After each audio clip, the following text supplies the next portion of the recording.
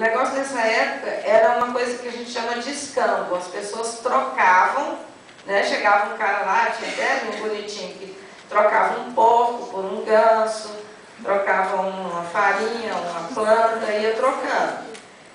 Até que vem a primeira moeda. E isso era um momento para mim que eu chamo de 0,1. Não é mais do que isso, 0,1 e acabou.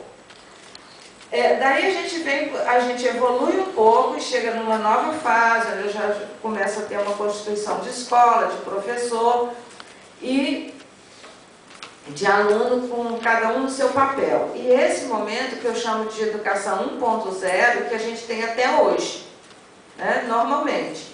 Tem algum professor que fala uma verdade, algum aluno que copia, que responde o questionário, e é o modelo. Normalmente, o que tem aí, quando você lê o pessoal que fala de educação, um exemplo muito utilizado é que, se alguém do tempo de Aristóteles tivesse dormido naquela época e acordasse hoje, ele não reconheceria um hospital, ele não reconheceria uma cidade, mas uma escola ele ia entender direitinho o que era, porque não mudou. E nesse...